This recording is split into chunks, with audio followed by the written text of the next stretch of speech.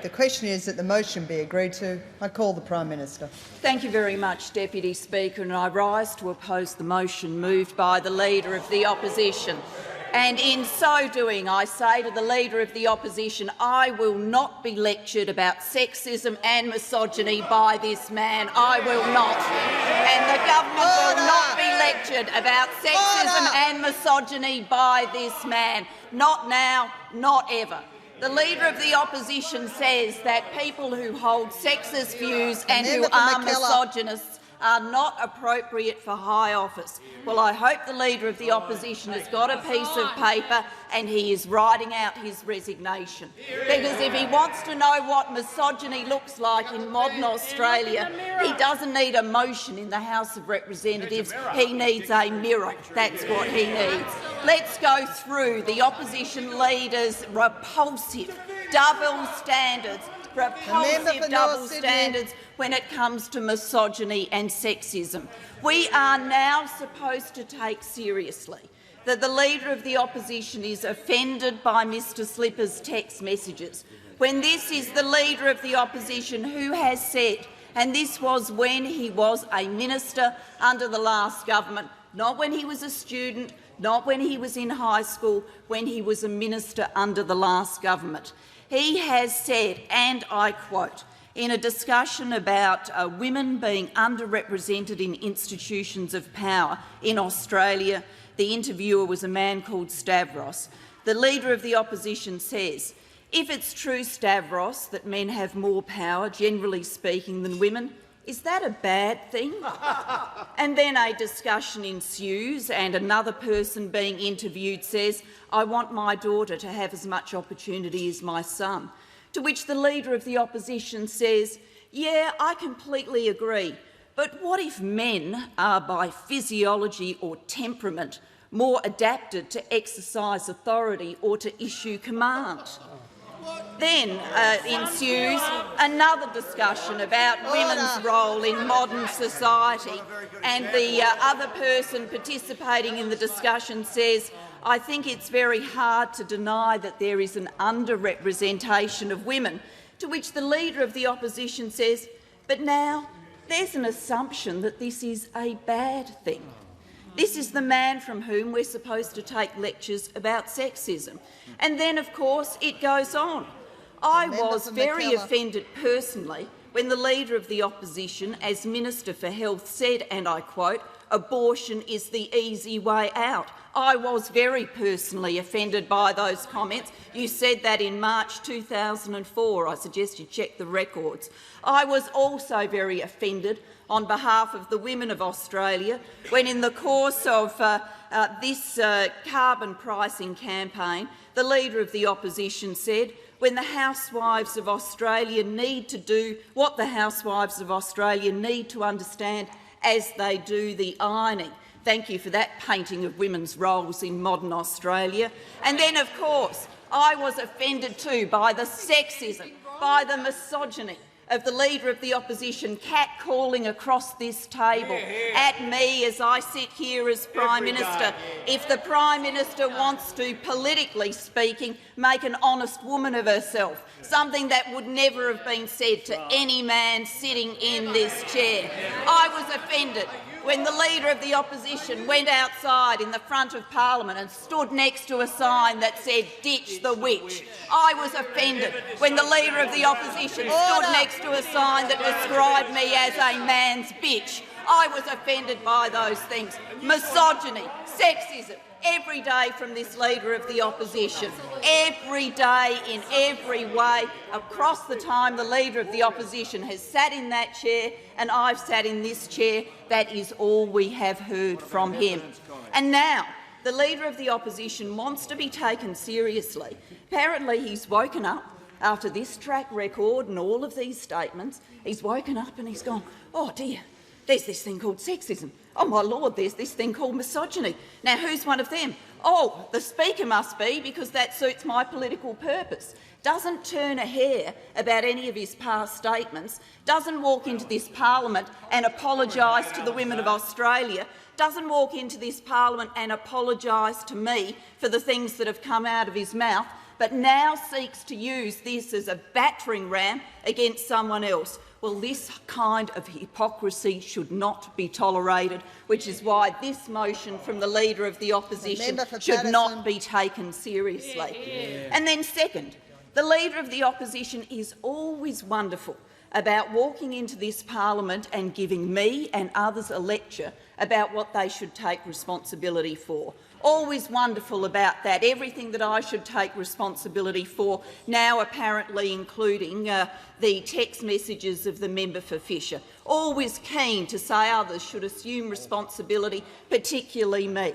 Well, can anybody remind me if the Leader of the Opposition has taken any responsibility for the conduct of the Sydney Young Liberals and the attendance at this event of members of his front bench? Has he taken any responsibility for the conduct of members of his political party and members of his front bench who apparently, when the most vile things were being said about my family, raised no voice of objection? No one walked out of the room. No one walked up to Mr Jones and said that this was not acceptable. Instead, of course, it was all viewed as good fun until it was run in a Sunday newspaper, and then the Leader of the Opposition and others started ducking for cover. Big on lectures of responsibility, very light on accepting responsibility himself for the vile conduct of members of his political party. Third, Ms Deputy Speaker, why the Leader of the Opposition should not be taken seriously on this motion. The Leader of the Opposition and the Deputy Leader of the Opposition have come into this place and have talked about the member for Fisher. Well, let me remind the Opposition and the Leader of the Opposition particularly about their track record and association with the member for Fisher. I remind them that the National Party pre-selected the member for Fisher for the 1984 election, that the National Party pre-selected the member for Fisher for the 1987 election, that the Liberal Party pre-selected Mr Fisher for the 1993 election, then for the 96 election, then for the 98 election, then for the 2001 election, then for the 2004 election, then for the 2007 election, and then for the 2010 election. And across many of those pre-selections, Mr Slipper enjoyed the personal support of the Leader of the Opposition. I remind the Leader of the Opposition that on the 28th of September 2010, following the last election campaign, when Mr Slipper was elected as Deputy Speaker, the Leader of the Opposition— The Leader of the Opposition at that stage said this, and I quote, he referred to the member for Maranoa, who was also elected to a position at the same time, and then went on as follows: "And the member for Fisher will serve as a fine complement to the member for Scullin in the chair. I believe that the parliament will be well served by the team which will occupy the chair in this chamber. I congratulate the member for Fisher, who has been a friend of mine for a very long time, who has served this parliament in many capacities with distinction." The words of the Leader of the Opposition on record about his personal friendship with Mr Slipper, and on record about his view about Mr Slipper's qualities and attributes to be the Speaker. No walking away from those words. They were the statement of the Leader of the Opposition then. I remind the Leader of the Opposition, who now comes in here and speaks about Mr Slipper and apparently his inability to work with or talk to Mr Slipper, I remind the Leader of the Opposition he attended Mr Slipper's wedding. Did he walk up to Mr Slipper in the middle of the service and say he was disgusted to be there? Was that the attitude he took? No, he attended that wedding as a friend. The Leader of the Opposition keen to lecture others about what they ought to know or did know about Mr Slipper. Well, with respect, I'd say to the Leader of the Opposition, after a long personal association, including attending Mr Slipper's wedding, it would be interesting to know whether the Leader of the Opposition was surprised by these text messages. He's certainly in a position to speak more intimately about Mr Slipper than I am and many other people in this parliament, given this long personal association. Then, of course, the Leader of the Opposition comes into this place and says, and I quote, "Every day the Prime Minister stands in this parliament to defend this Speaker will be another day of shame for this parliament, another day of shame for a government which should already have died of shame." Oh, where's that phrase? Well, can I indicate to the Leader of the Opposition the government is not dying of shame. My father did not die of shame. What the Leader of the Opposition should be ashamed of is his performance in this parliament and the sexism he brings with it.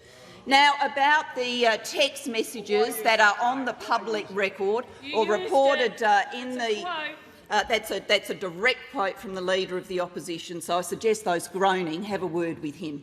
Now, on the conduct of Mr Slipper and on the text messages that are in the public domain, I have seen the press reports of those text messages. I am offended by their content. I'm offended by their content because I am always offended by sexism. I'm offended by their content because I'm always offended by statements that are anti-women. I'm offended by those things in the same way that I have been offended by things that the Leader of the Opposition has said, and no doubt will continue to say in the future, because if this today was an exhibition of his new feminine side, well, I don't think we've got much to look forward to in terms of change conduct.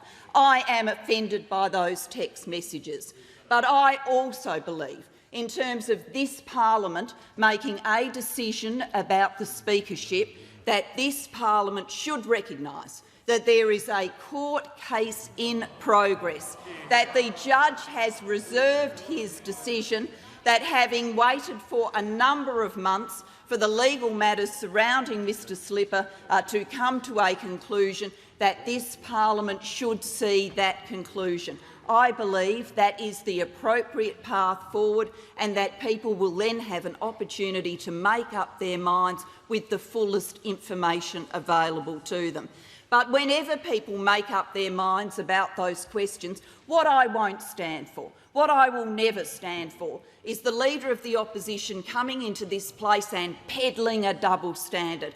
Peddling a standard for Mr Slipper he would not set for himself. Peddling a standard for Mr Slipper he has not set for other members of his front bench. Peddling a standard for Mr Slipper that has not been acquitted by the people who have been sent out to say the vilest and most revolting things, like his former shadow parliamentary secretary, Senator Bernardi. I will not ever see the Leader of the Opposition seek to impose his double standard on this parliament.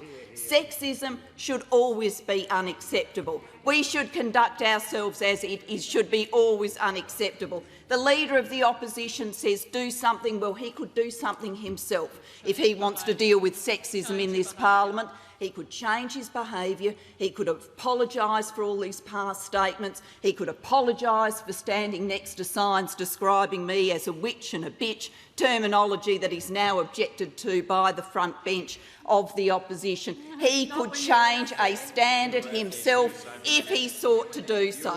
But we will see none of that from the Leader of the Opposition, because on these questions he is incapable of change. Capable of double standards, but incapable of change. His double standards should not rule this parliament.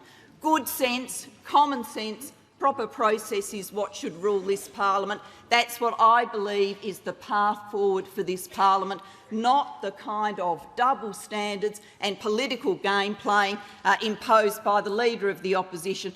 Now looking at his watch, because apparently a woman's spoken too long. I've had him yell at me to shut up in the past, but I will take the remaining seconds of my speaking time to say to the Leader of the Opposition, I think the best course for him is to reflect on the standards he's exhibited in public life, on the responsibility he should take for his public statements, on his close personal connection with Peter Slipper, on the hypocrisy he has displayed in this House today. And on that basis, because of the Leader of the Opposition's motivations, this parliament today should reject this motion, and the Leader of the Opposition should think seriously about the role of women in public life and in Australian society, because we are entitled to a better standard than this. Yeah.